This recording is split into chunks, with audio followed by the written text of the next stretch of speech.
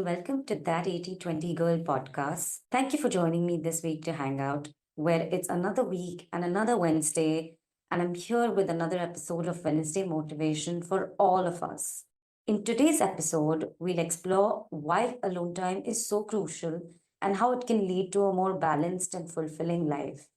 Plus, I've got some amazing solo date ideas that'll help you make the most of your alone time and turn it into something truly enjoyable. Whether you're looking to recharge, discover new passions, or simply have a bit of fun, you're in the right place. So grab a comfy seat, maybe a cup of tea or coffee, and let's get started on this journey of self discovery and solo adventure. First off, let's start with a weekly recap. I'm just back from Thailand and it's been one hell of a week. In one of the upcoming episodes, I'll recap my whole trip, how I planned it, what was the budget, and all things bachelorette. I've had the best trip, but I'm exhausted and I think I need a breather before I recap that whole trip. In fact, I want to do justice and make sure I don't gloss over that trip, but give you an in depth recap with tips to make the most of it if you're planning a getaway to Thailand with your girlfriends or your friends. It was the perfect balance of low key plus partying hard, so it'll be a great mix for anyone interested. Also, we're in the week of Ganesh Chaturthi here. This is not just my highlight of the week, but it's one of the highlights of my year. This week is especially significant for me because I get to celebrate it twice every year. In my parents' home, we observe Magi Ganpati, which falls in January or February and marks the actual birth date of Lord Ganesha. This tradition began the year before I was born and has been a cherished part of our lives for the past 32 years, continuing even after we have moved across continents. Currently, we're celebrating Ganesh Chaturthi here in Pune now that I've returned to India. This festival commemorates Lord Ganesha's annual arrival on earth from his celestial abode. So, when I lived in San Francisco, I maintained the tradition of celebrating this festival wherever I was, whether with roommates during school, at work, or even on my own. This tradition has become a constant in my life, no matter where I am in the world, and I think it will continue indefinitely. This time of the year is truly magical as the celebrations are not just confined to homes, but they spill out on the streets, showcasing a wide range of festivities from modest family gatherings to grand public events. At my parents' home, we host a grand celebration with around 500 guests over 2 days, where they all come to receive blessings, participate in aarti, and enjoy the bhog prasad.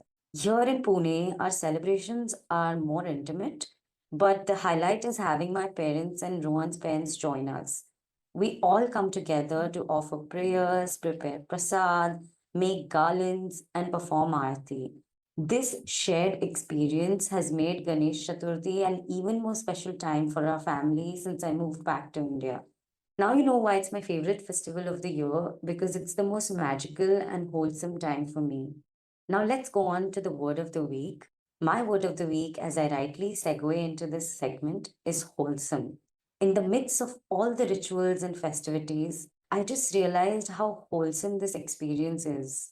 It isn't just about the rituals or the sweets or the decorations. It's about the sense of love that fills our home every single year. It's about cherishing these moments with my family and creating memories that we look back on with a smile for the rest of our lives. So, if you're looking for a little inspiration this week, think about what wholesome means to you. Maybe it's spending quality time with loved ones, embracing traditions, or simply finding joy in the little things. For me, it was celebrating Ganesh Chaturthi in a way that felt true to who I am while also honoring our family traditions. Now, let's get into our episode. Firstly, I'd like to talk about why alone time is so important. Spending time alone is essential regardless of your relationship status, whether you're single, married, with kids, or in a relationship. Alone time allows you to connect with yourself, helping you understand your needs, desires, and goals. It's a chance to reflect on your personal values and aspirations without external influences. Trust me, this coming from me is a tall order since I was a person who could never spend alone time. I have a huge extended family and tons of friends since I've moved around a lot since my childhood. So wherever I went, I made friends everywhere. Honestly, this is one of the best things to happen to me. Don't get me wrong. And I cherish all my relationships so much, and I always try to pour into them. But this also means that I had a deep dependency on being around people all the time. Like being alone literally made me feel uncomfortable to a point where I couldn't sit in a waiting room without calling or texting someone. I couldn't go to the gym alone. I couldn't be in public transport without being on the phone with someone. I had so much going on and I was always drained out. Anyone who knew me knew that I moved through life like a blur on a speed train.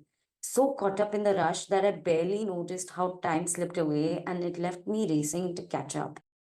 So it's not until my late 20s when I think I had this major meltdown that I started becoming so self aware and realized the importance of spending time alone. I saw how my body and mind craved for it. And instead of looking at it as a threat, I started looking at it as a necessary break to recharge my mental and emotional batteries. Ironically, spending time alone can make you appreciate your social connections even more. This is what I've realized over the years. It highlights the value of your relationships in your life and allows you to cherish your time with others when you are together, in fact. It's been a powerful tool for my mental well being, where it's allowed me introspection and has helped manage stress and anxiety to another level. This is when I started looking at activities which I could do when I was alone to inculcate being more mindful and just being present. So, here are some of my solo date ideas to help you spend quality time with yourself. First up, you could dive into a good book. Whether you're at home, in a park, or a cozy cafe, it's the perfect solo escape. Back in San Francisco, I love spending time in parks, getting lost in a great read. Now in India, I make it a point to discover new cafes each week, enjoying a delicious breakfast while immersing myself in a captivating book. It's so me. Settling into a favorite nook at home or enjoying the ambience of a cafe, you create a tranquil escape where you can fully immerse yourself in a captivating story. Whether it's fiction, non-fiction, or a gripping mystery, reading alone is such an immersive and relaxing experience. As a book lover who dreams of starting a book club someday, it's not just about the joy of reading. It's about creating those special moments where you can truly unwind and connect with the stories that inspire you. This experience is deeply personal and rejuvenating, offering both comfort and intellectual stimulation as I enjoy my own company. Another great solo idea is experimenting with cooking or baking. I've been absolutely loving my solo time experimenting with new recipes every week, as you see in every episode. Whether it's whipping up a cheat meal that's all about indulgence, baking up some healthy protein snacks, or trying out a refreshing summer salad, being in the kitchen has become my happy place.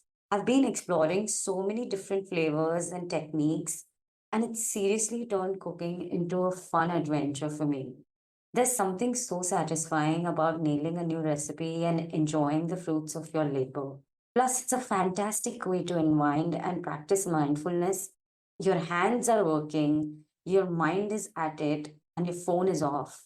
You're really getting into the flow of mixing, chopping, and tasting.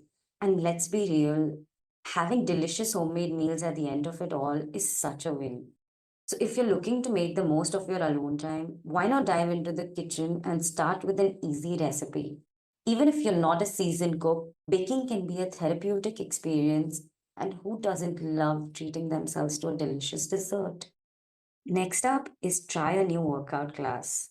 Trying a new workout class is an awesome solo date for so many reasons. First off, it's a fantastic way to focus on yourself and your fitness goals. Whether you're into yoga, spin, dance, or kickboxing, stepping out of your comfort zone and trying a new class can be a thrilling adventure. Trust me, it's like treating yourself to a self care session that's all about feeling good and having fun. Plus, as an 80/20 girl, I'm all about finding ways to stay motivated and healthy. So, a workout class is the perfect way to mix things up. You get to try something new, You meet people with similar interests and discover workouts that might become your new favorite thing. If you're feeling a little bit nervous about going solo, don't worry. Many people go to classes alone, and it's a great way to meet new people and boost your confidence. I've made so many friends in different workout classes all over the world, and we're still in touch. And in fact, I still work out with a couple of those good friends. But here, the focus is on your own experience so you can push yourself at your own pace without any pressure. And here's a little tip: make it a true solo date by planning a little treat for yourself afterward.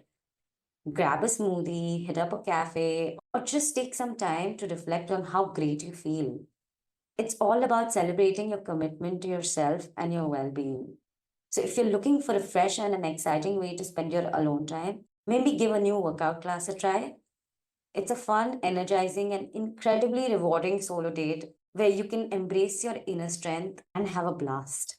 Moving on, you could try learning a new skill. Have you ever felt like you wanted to pick up a new skill or hobby? For me, I decided to dive into belly dancing a few months back, and it's turned out to be an amazing solo activity. I started by signing up for an online course and setting up a little dance space in my room with a mirror and some cozy lighting. Each week, I would carve out time to practice, move to the rhythmic beats, and master new moves. It's not just about the dance, it's about embracing a new challenge and celebrating every bit of progress. Belly dancing has become my personal escape for real. A way to boost my confidence and a fun way to stay active because I love dancing. Oh, the next one is a winner: creating a vision board. I can't even tell you how much I love this. It's such a fun and powerful way to spend your alone time. I just came across this year where I tried making a vision board for the first time, and it was a total game changer. Okay, picture this. I have a glass of wine, a cozy candle flickering, and I spent 4 hours crafting my vision board for the year. It was seriously one of the best ways to set my goals and dreams into motion. I used a tool called Canva to create a digital version and set it as my phone wallpaper so I could look at it every morning. Fast forward to my mid year check in, and it's wild. I kid you not, about three quarters of what I envisioned is already coming true. So, if you're looking for a meaningful way to spend your time, try making a vision board. You can go digital like I did, or just get nostalgic and do it the old school way with magazines, printouts, cutouts, and glue. As you gather images and set goals, you engage in deep self discovery, clarifying your aspirations and dreams. Either way, it's a fantastic way to keep yourself motivated and visualize your goals. And it's going to provide you a sense of accomplishment and direction like it did with me. Next up is try exploring virtual tours. Now I've got to admit, museums aren't really my thing. I mean, I know it's a hot take. Some of my friends, though, could spend an entire day getting lost in museum exhibits, and honestly, I admire their dedication. During the pandemic, virtual tours took off and became a huge hit, and I mean, I totally get why. If you're like me and can't always make it to an actual museum, don't worry. There are tons of virtual tours that let you explore art collections, historic sites, and famous landmarks from the comfort of your home. It's a cool way to immerse yourself in different cultures and histories without ever leaving your couch. So, if you're looking for a solo activity that's both enriching and relaxing, why not check out a virtual tour? It's a great way to learn something new and enjoy a bit of solo adventure without the hassle of travel. Next up is one of my favorites: visit a farmer's market or a food festival.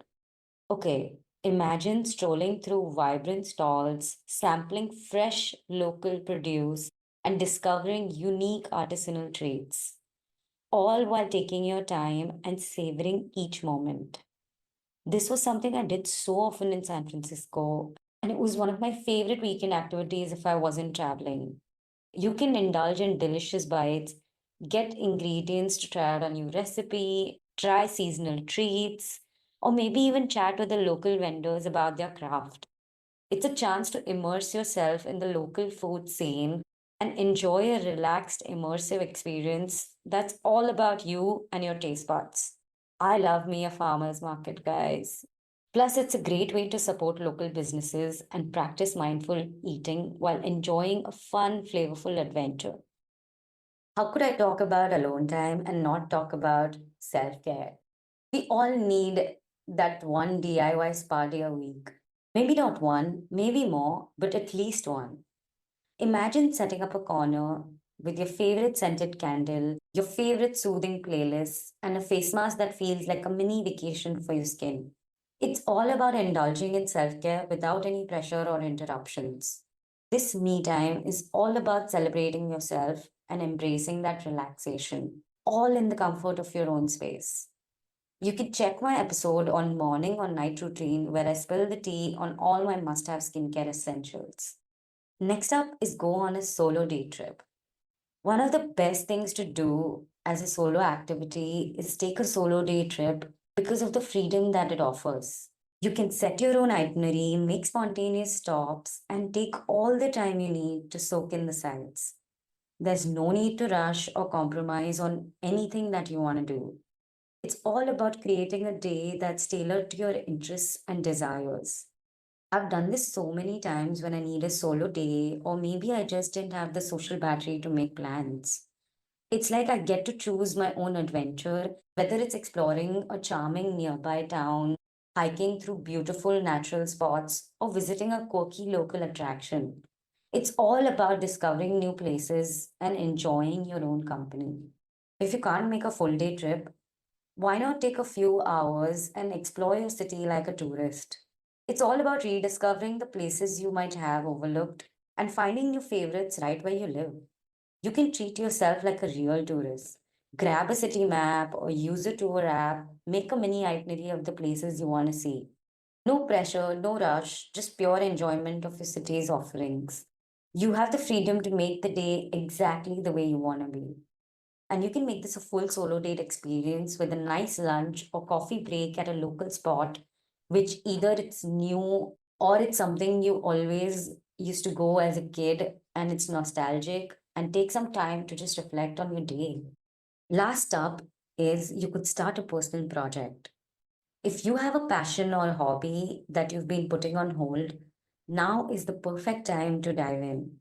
Whether it's crafting, painting, gardening, or working on a home reno project for that matter, it can be incredibly fulfilling.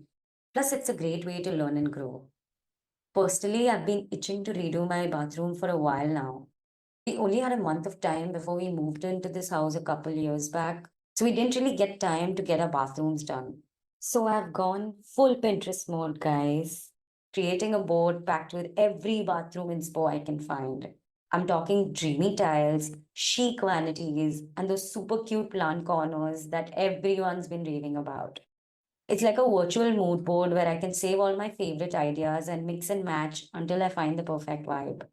And honestly, diving into a project like this has been so fulfilling because it's not about just changing your space, it's about expressing yourself and making your environment reflect who you are.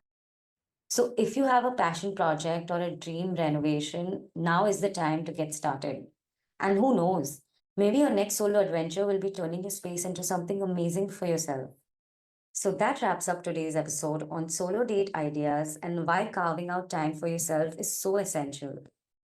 As a 31-year-old who makes time for herself every single day, I can tell you firsthand how empowering it is to embrace those solo moments. Whether it's exploring a new hobby, enjoying a quiet coffee, or simply taking a walk, these solitary experiences not only help you reconnect with yourself, but also boost your overall well being. Spending time alone has changed my life in unimaginable ways, and I can't think of going a single day without taking those moments of alone time for myself. Remember, it's not about being alone, it's about cherishing your own company and discovering what makes you truly happy. It's about finding parts of you that need discovery and time and can't usually be found when you're in the midst of outside variables. So go ahead, give yourself that love and nurturing and make your time a priority for yourself. And trust me, it's going to serve you in the long run. If you want to keep hanging out, Please give me a 5-star review and follow my podcasts on Apple Podcasts, Spotify, or YouTube, wherever you like to listen to them. If you want to see more content from me, you can also follow me on YouTube or Instagram as that 80/20 girl. Thank you for tuning in, and I'll see you in the next episode of Being That 80/20 Girl, where we're all about that 80/20 balance.